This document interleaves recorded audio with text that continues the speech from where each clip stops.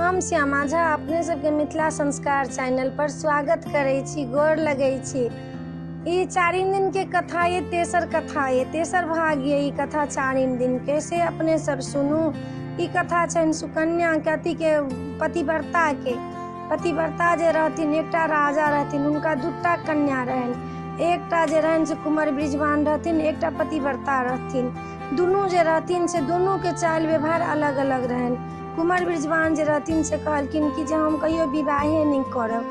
पतिव्रता जे रहथिन से बहुत व्रत पति धर्म के पतिव्रता के बहुत मानथिन।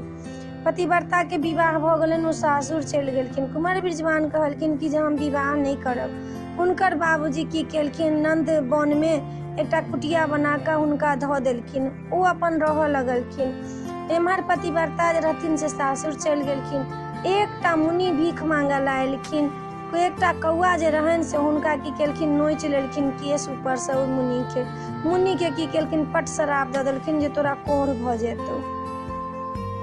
एकर बाद ओ मुनि भीख मांगते मांगते एलखिन पतिव्रता के पास। पतिव्रता के कहलखिन हमरा भीख दिअ। कहलखिन कि हम अपने के भीख पहिले नहीं देब, से हमर नंद वन में आगि सुनै छी लागि गेलै। हमर बहिन ओहिठमन से हमरा बहिन के बजा के आनि दिअ, तब अपने के हम भीख देब।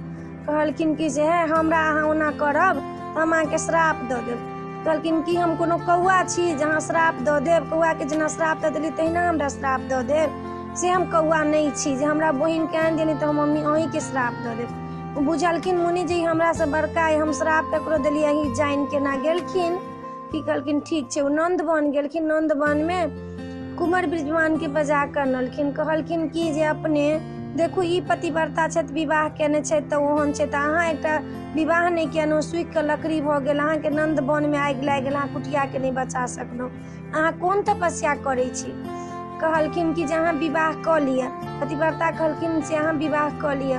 कहलखिन ठीक छै, काल्हि खन जे भोरे अहाँके जे पुरुष पर नजर पड़ि जायत ताहि पुरुष से अहाँ विवाह कऽ लेब। कहलखिन ठीक छै। काल्हि सुबह भेलनि, एकटा कोढ़ी पर जेकरा श्राप मुनि देने रहथिन, ओ कोढ़ी आदमी रहथिन, हुनका पर नजर पड़ि गेलनि हिनका कुंवर बृजवान के। आब की करथुन, हुनके से अपन मंदिर में जाकर विवाह कऽ लेलखिन। विवाह जहन कऽ लेलखिन तऽ ओ कोढ़ी जे रहनि हुनकर पति से कहलखिन कि जे आब देखू से हमर जिंदगी कनिके दिन के, हमरा तीर्थ घुमा लिअ। की केलखिन, वो अपना पति के ढाकी में लऽ कऽ तीर्थ जाइत रहथिन। एकठमन देखलखिन एकटा मुनि जे रहथिन से सूली पर चढ़ि कऽ तपस्या करैत रहथिन। ओहि सूली में की कहे छै, कुंवर बृजवान के पति के जे ढाकी रहनि से भीड़ गेलनि। हुनका बड कष्ट भेलनि, खून आबऽ लगलनि देह से। हुनका बड कनकनाए लगलनि सौंसे मुनि के देह। मुनि कहलखिन हम अहाँके श्राप दै छी, जे पति के लऽ कऽ हमरा अहाँ कष्ट देलहुँ हँ, ओ पति अहाँके आइ राति मरि जायत।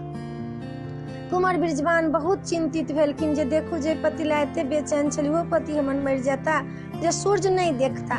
आब की केलखिन, 7 दिन तक ला हिनका सूर्य के उगऽ नहीं देलखिन। 8म दिन में कहलखिन सूर्य भगवान बाप रे, तऽ अनर्थ भऽ जायत, सूर्य तऽ उगबे करत। की केलखिन, सूर्य उगलखिन, हुनकर पति प्राण हुनकर पति के छूटि गेलनि। एतेक तप बल में तेज रहथिन जे हुनका तपस्या से सब देवतागण कहलखिन हुनका पति के अहाँ बचाओ। हुनका पति के की केलखिन से 8म दिन में बचा देलखिन, जीवित भऽ गेलखिन। हुनकर पति सुंदर कुंवर भऽ गेलखिन, राजा राजपाट सबटा भऽ गेलनि। हुनका सब रहऽ लगलखिन नंद वन से, हुनकर राजपाट सबटा भेट गेलनि। ओहिठमन रहऽ लगलखिन, जेहन पहिने भेलनि तेहन किनको नहीं। लेकिन जतेक मधुश्रावणी के कथा है से महादेव के क्रिया है, महादेव के क्रिया है, और सब सतीत्य के कथा है, पतिव्रता के कथा है, सुकन्या के कथा है, आ महादेव पार्वती के चौल मजाक सबके कथा है। एहि वीडियो में एतबे है। अपने सबके कथा पसंद आयल है तो हमरा सब्सक्राइब जरूर करब, हमरा उत्साह जरूर बढ़ाएब। अपने सबके अब हम 5म दिन के कथा से दोसर वीडियो में, 5म दिन के 2टा कथा है से दोसर वीडियो में हम कहब। ओहि में एकटा उमा के जन्म, एकटा पार्वती के जन्म 5म दिन के कथा में वीडियो में एतबे है। जय भोला बाबा, जय मिथिला।